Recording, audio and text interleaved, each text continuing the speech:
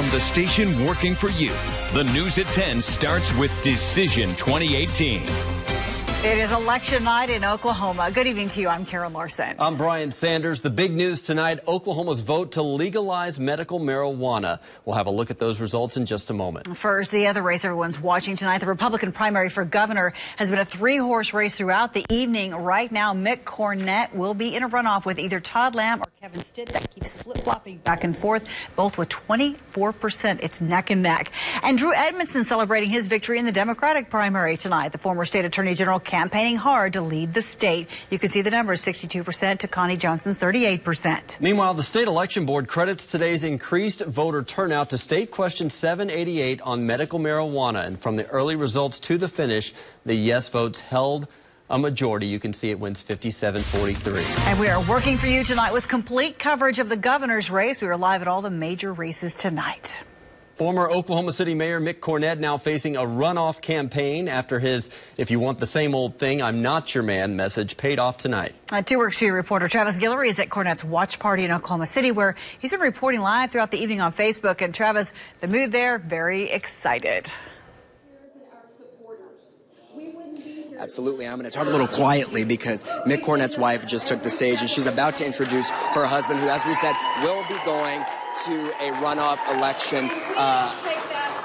I was just making sure she was about to introduce him, but whenever she does, we're going to come right back out to you whenever he begins to speak. It's been a very tight race all night. Now, that wasn't really the case in Tulsa.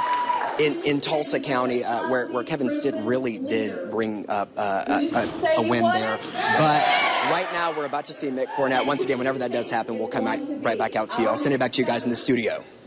All right, thanks, Travis. Now, throughout the evening, Republican gubernatorial candidate Todd Lamb, the lieutenant governor, and Kevin Stitt, they've been neck and neck with just a few thousand votes separating the two. Our Katie Wisely has been reporting live from Todd Lamb's campaign throughout the evening. She joins us now from his watch party in Oklahoma City. And Katie, I understand Mr. Lamb doesn't want to come down until he gets a better understanding of how he's doing.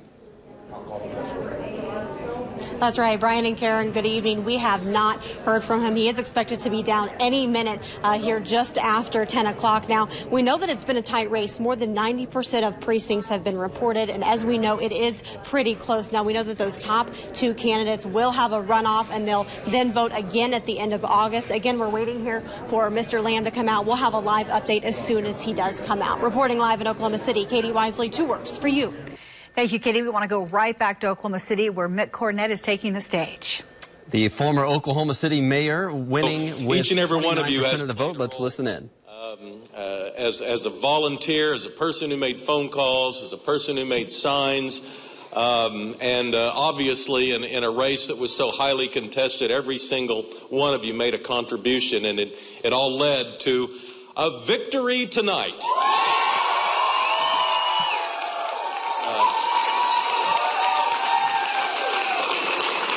I've got, as I share this with you, I want to share this with a few other people. If you're related to me and you want to admit it, come on up here on stage. I know I have a lot of family that are here tonight.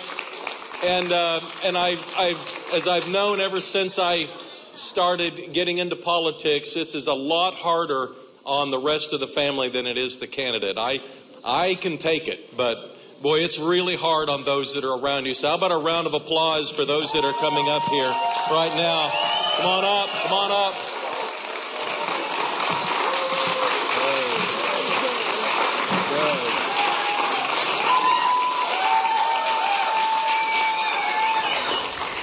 You're listening live to Mick Cornett talking about the next steps in his race. Now, businessman Kevin Stitt and his followers also watching very closely right now as the final precincts report in. Our reporter Ashley Wheeler is live at his watch party in Jinx at his business, Gateway Mortgage.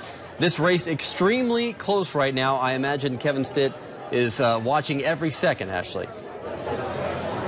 Yes, it has been a tight race all evening. He's been in third place for most of the night, and just a few minutes ago, Kevin Stitt actually moved into second place, and the crowd was just going crazy. He's going to give you a look of everyone just kind of waiting right now. Kevin should be coming down a little bit later this evening to talk to all of his supporters this evening. I know he has definitely been watching the polls. When I spoke to Kevin Stitt earlier, he said he knew it was going to be a very close race, and that he says he was hoping it would go into a runoff. And I asked him, he's never been in any political race ever before, and why he chose governor. He said he chose governor because he wanted to make a difference, and as governor, he could make the biggest impact. Now, we expect him to be up on the stage in just a few minutes, and we'll have all of that for you whenever he does. Reporting live in James, Ashley Wheeler, 2 Works for You. All right, vying for that runoff position against Mick Cornett. So before the results were even fully tallied, the Associated Press declared Drew Edmondson the winner of the Democratic election for governor. And here are the results. The former Oklahoma AG jumping into the race when he says he just didn't see the leadership our state needs. 62% of the vote there. Now, our anchor, Corey Duke, has been at Edmondson's watch party where she's been reporting live on Facebook and keeping us posted from there all night. Corey, what was the message from his victory speech? Oh, well, first of all, it was just excitement. Everyone here has been campaigning so hard all the way up into the last minute when polls closed. But during that acceptance speech, Edmondson made clear that the fight for governor is not over yet. In November, he will face the Republican nominee and plans to appeal to more voters through his vision for the state budget. He hopes to cut administrative costs to put money back into schools and plans to give teachers more than just a one-time raise. He also hopes to expand Medicaid. But another major issue he addressed tonight was advocating for medical marijuana, a measure Oklahoma voters passed this evening. Take a listen. We have some work to do. There's a short fuse on either legislation or rules and regulations from the Department of Health that are absolutely necessary. And a lot of the issues that were raised appropriately by the medical community and others can be addressed and need to be addressed. Now, he says it's the job of the next governor to make sure this is done in an efficient and orderly way and wants people to know this measure is truly medical marijuana. Now, after his acceptance and victory speech, Edmondson did greet supporters. He also tells me that after a very long day, he hopes to go kick his feet up before hitting the campaign again very soon. Reporting live in Oklahoma City, Corey Duke, 2 Works for You. All right, thank you, Corey. As for Lieutenant Governor, it will be someone new with Todd Lamb running for governor. On the Democratic side, we want to show you the numbers there. Anastasia Pittman in a dead heat with Anna Dearmore, both with 50% of the vote. You can see that there are just a few hundred votes separating them in the race for Lieutenant Governor in the Democratic primary. Meanwhile, on the Republican side, it will come down to a runoff between Dana Murphy, Oklahoma Corporation Commissioner for 9 years, and Matt Pinnell, a Tulsa businessman and former Oklahoma Republican Party chair. Eddie Fields garnered 14% of the vote there. Well, Oklahomans also making it clear tonight that they want to legalize medical marijuana. State question 788, I should say, easily passing. All eyes were on that measure that stirred a lot of controversy over its vague descriptions, and the vote leaves some wondering what will happen next. 2 Works for You reporter Giselle Puente joining us with a breakdown. Giselle? Well, Brian, Karen, I can tell you there's an overwhelming support for State Question 788 here in Tulsa alone. Now, there were at least 3 watch parties keeping a close eye on those results, including at Dos Bandidos restaurant in downtown Tulsa. That's where more than 100 professionals gathered for an investor dinner. Currently, there are 97 business owners here in Tulsa and several other dozens in Oklahoma City that are interested in opening a dispensary, according to the Oklahoma Cannabis Business Alliance. Now, at Fuel 66 in Midtown, the group Oklahomans for Health that was behind the drafting of this measure also gathered. Now, these supporters say that medical marijuana will benefit people who suffer from illnesses. The intention of 788 has always been to help patients. We understand how valuable this is as a medicine, and we want to help patients with it. That's always been what this is about. Anything to the contrary is misrepresentation. But critics of the bill argue that there are no qualifying conditions specified for those applying for a medical marijuana license. Under federal law, cannabis is still illegal and is perceived to have no medical value, despite 29 states already legalizing it. Now, a Democratic politician from the U.S. Senate said that the legislature will not be overcritical of the bill's language because they want to support their constituents. They're not asking for full-on legalization. They're asking for medicinal uses of it. And so I think if they come back to the legislature and can demonstrate to Kevin and myself this summer that there's a way to do it and still honor the will of the people, then I think we'll consider it. Now, if it does pass tonight, there's about 3% of those votes that we still need to see. People can start applying for a medical marijuana license through the State Department in about a month. So we'll continue to follow up on all the legalities of the bill and how it will unravel in the state. Now, I do want to mention really quickly that in the past 30 minutes, Governor Mary Fallin tweeted that she will be discussing with legislative leaders and state agencies on the options going forward on how to proceed with this. Back to you.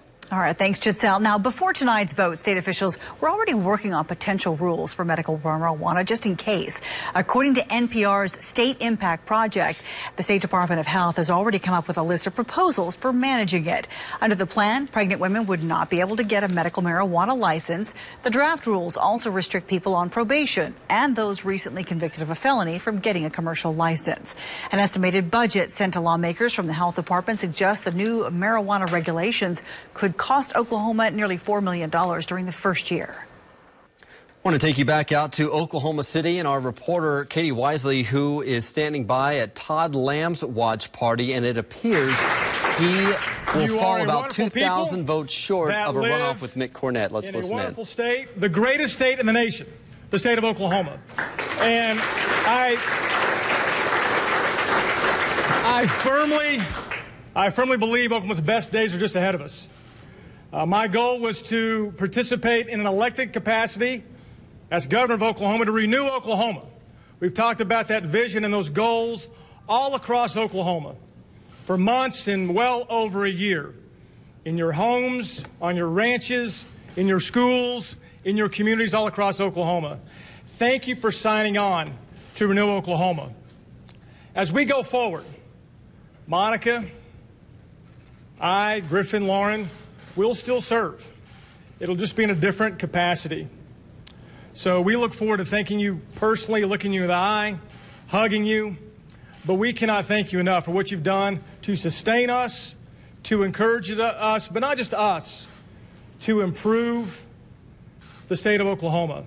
I close by congratulating Mr. Cornett and Mr. Stitt for a campaign that was hard fought, a tough campaign.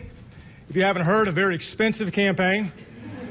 And I know that they will discuss and debate the issues to move Oklahoma forward in the next couple of months in this Republican runoff.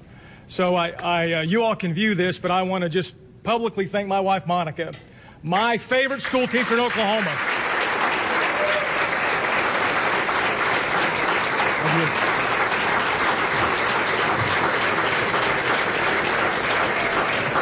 Our son Griffin, we did 77 endorsements in 77 days, and I was thrilled that Griffin endorsed me on Father's Day. I was sweating that one in. But Griffin, I love you, man. Thank